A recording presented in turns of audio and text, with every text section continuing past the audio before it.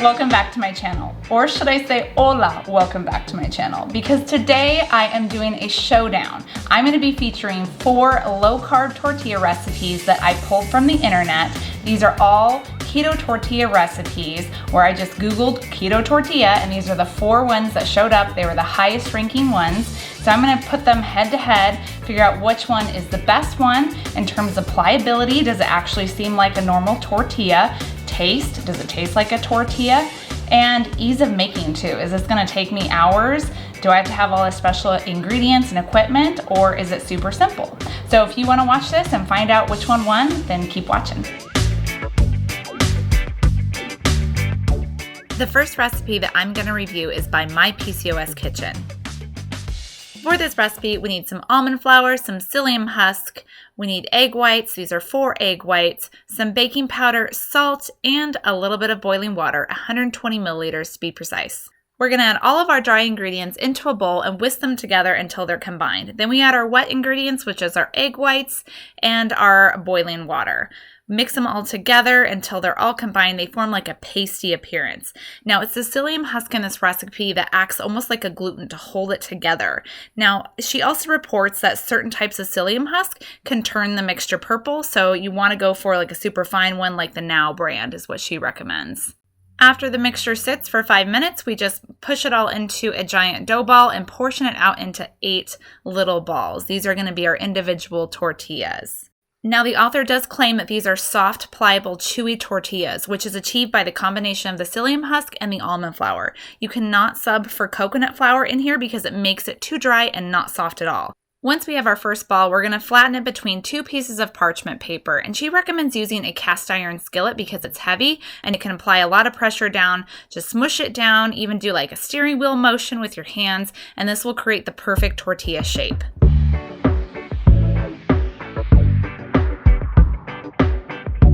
Next, we fry it on a skillet over medium-high heat with a little bit of oil on it. And I'm not gonna lie to you guys, it was a little bit tricky to get these things to peel off the parchment paper at my first try, but after like my second and third go-round, it was super, super simple. And here's the finished product. As you can see, these are nice and thick and they're very pliable. I can bend them back and forth and no problem at all here. Up next is a recipe by Delish.com. This claims to be the best ever keto tortilla. This recipe requires some almond flour, coconut flour this time. This is 1 beaten egg, and then we're gonna need some baking powder, salt, and some xanthan gum. That's what helps hold it together. And then we're also gonna need 3 teaspoons of lime juice with a tablespoon of water mixed in. This recipe requires you to use a food processor, but I'm sure you can use a blender, maybe even an electric mixer. But we're gonna combine all of our dry ingredients in there and give it a nice pulse just to mix everything together. Next, we pour in the beaten egg, followed by the lime juice with the water inside. And we're just gonna continue pulsing this until it starts to form a dough ball.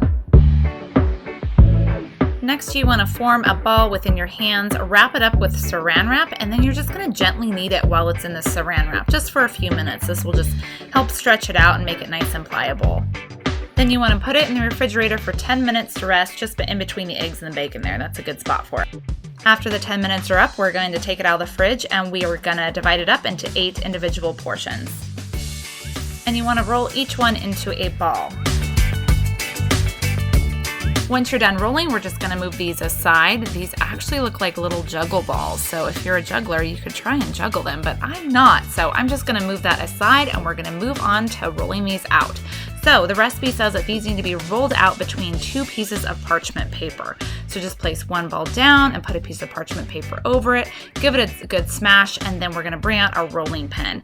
But you are gonna have a hard time rolling if you do not have a piece of wet paper towel down below. So it's a cool trick I picked up. And so just place that down before you put down your parchment paper, and now you can roll without having it slide all over the place. So we're gonna roll this out until it's really, really thin. I don't even know how many milliliters thin, but you want it to just be like the size of a small tortilla.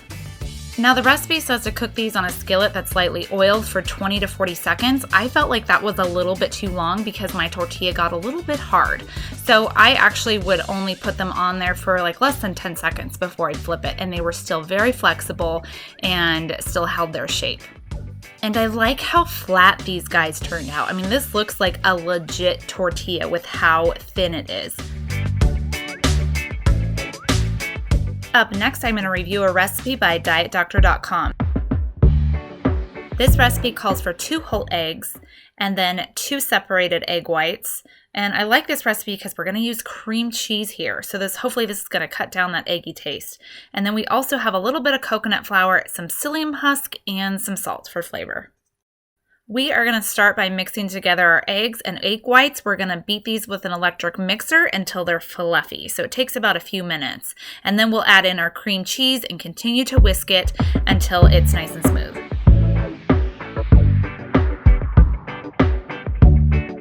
Then in a separate small bowl, we're going to add in all of our dry ingredients and whisk that together until it's combined.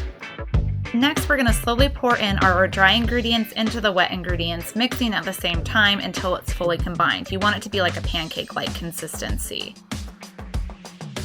Now this is where things get a little weird. We actually bake these in the oven. We're gonna pour them out onto a parchment lined baking tray and bake them in a 400-degree oven for about 5 minutes. So I've never baked tortillas in an oven before, pouring them out like a pancake, so we'll see how this goes.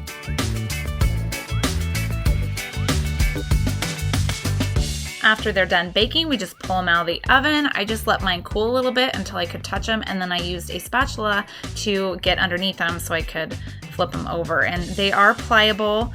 They do look like a giant egg or an omelet, but looks like a tortilla.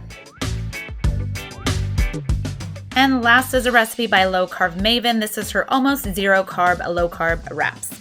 This recipe uses a little bit of softened cream cheese. We have 6 whole eggs going into this recipe, and then a little bit of salt and some baking soda to help it rise, and some water as well. Now, the thing that makes this recipe different is that we're actually going to be using pork rinds. This is already crushed up pork rinds I have in here, 4 ounces to be exact. But you could use the whole ones and then crush them down with a rolling pin, or use your food processor like I did. Now, I really didn't need to put my pork rinds in the food processor again because they were already ground up, but I just did it anyway. But we're going to add in our dry ingredients. So it's our pork rinds in here along with our salt and baking soda. And now it's time for our eggs. So like I said, there's 6 whole eggs going into this recipe. And to hopefully cut out that eggy flavor, we have some cream cheese going in there too. So continue mixing that up in a food processor until it's fully combined. And she does say that if you don't have a food processor, you can mix this up with a hand mixer. So work with what you got. After it's mixed, you want to let it sit for about 5 to 10 minutes until it has like a cream of wheat consistency. Then we're going to use a griddle to make these. So you're going to just pour out like a 1/4 cup of mixture, and then using a wet teaspoon, like the back of the teaspoon, just push it out to make it a nice big and wide tortilla. Having the wet spoon helps do that so the batter doesn't stick to the back of the spoon. And then you just continue cooking these like a normal pancake. So you just flip it when it's flippable and ready to go.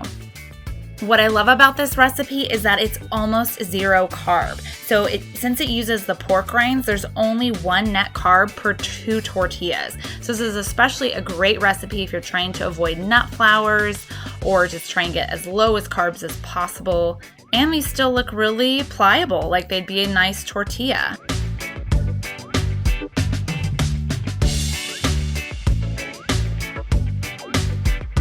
All right, now back to the tacos. So one of the first recipes I made was by My PCOS Kitchen, and I feel like this made one of the most authentic looking tortillas.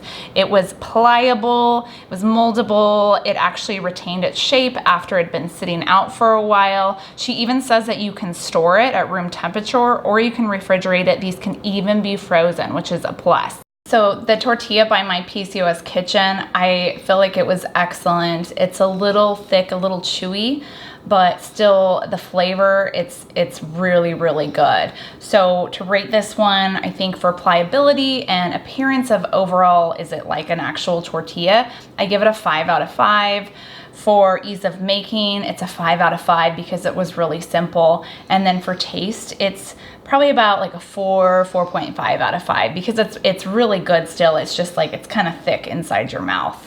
Up next is the tortillas that claim to be the best keto tortilla ever by Delish.com. And so these ones, if you check them out, I like them because they're nice and thin.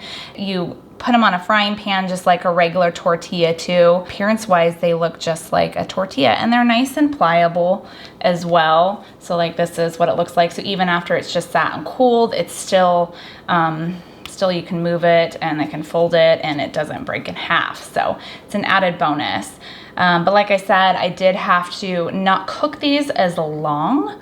So I don't know if that would have made a difference if I did cook them longer, if they'd still be really pliable. For ease of making, again, I think it was really easy. I mean, it did have that extra 10-minute step that you had to put it in the refrigerator, but to me, appearance-wise, it looks great. Wow, that was really, really good. This is probably the best keto tortilla I've had. Appearances and pliability, it's 5 out of 5. For ease of making, I'd say it's probably 4.5 out of 5. And for taste, it's definitely 5 out of 5. I like it better than the other one by my PCOS kitchen. It's a lot better just because it's not quite as thick. Again, maybe if I would have made my PCOS kitchen a little bit thinner, then this one maybe would have been just as good as the other one. Moving on to the tortilla by the Diet Doctor. I got really excited about this one just because it seemed a little bit different. It had cream cheese in it and the psyllium husk as well too. So I thought, wow, this is gonna be nice and creamy. It's gonna cut out that egg flavor from the egg inside of it. So let's see how this one pans out. For pliability and appearances, it does not look like a tortilla. I mean, this just looks like, look at that, it tore in half. It looks like an omelet, a sad, sad omelet. And it was kind of hard to make too. I didn't like how I had to mix everything together in the bowl and then pour it out on the baking sheet and bake it.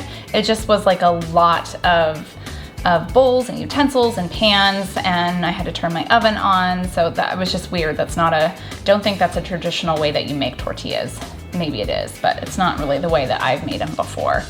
So I don't really like how they're made, or this is like, look at this now. This is not very good pliability or appearance of a tortilla, but let's see what they taste like. It actually tastes pretty good when everything's mixed together, like with the chicken and all the toppings that you would put on a tortilla. It tastes pretty good, but I think standing alone, it tastes kind of like a cream cheese egg. Appearances, I would say it's like a 1 out of 5. It does not have the appearance or pliability like a regular tortilla. For ease of making, it's probably like around 3 to 4 out of 5. And then for taste, I would rank it 3 out of 5 stars. It still tastes good. Probably not as good on its own, but mixed with everything else that you would put in a taco, again, it's pretty decent. And last, I have the tortilla recipe by Low-carb Maven. If you guys watched my video on the best keto rolls and breads, then you'll remember her before. She was my winner from that one. If you haven't checked out that video, I'm gonna link it up here. Just click on the I or down below in the description box. It's where I go over 6 of the best low-carb keto bread recipes out there. So these tortillas, for pliability, they are pretty pliable. I like how flexible they are. They don't seem to want to split in half, so that's good. So unlike the Diet Doctor ones that just kind of folded in half, although this one is starting to. But appearance-wise, they're pretty thick. So this is more like a gordita type shell. And it, once again, it looks like a giant egg, which is no surprise because it's made with 6 eggs.